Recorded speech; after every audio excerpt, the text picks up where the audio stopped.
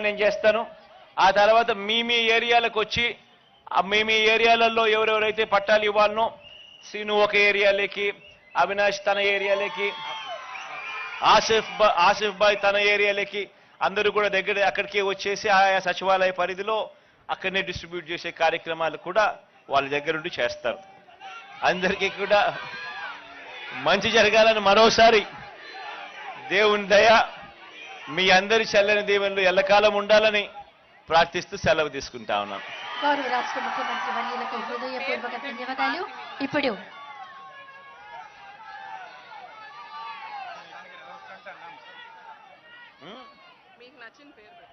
ఏం పెడదామబ్బా? కృష్ణమ్మ జలవిహార్.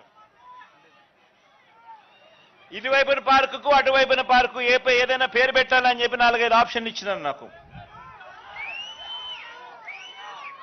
ఈ పార్కుకు ఆ పార్కుకు కృష్ణమ్మ జలవిహార్ అని పెడదాం.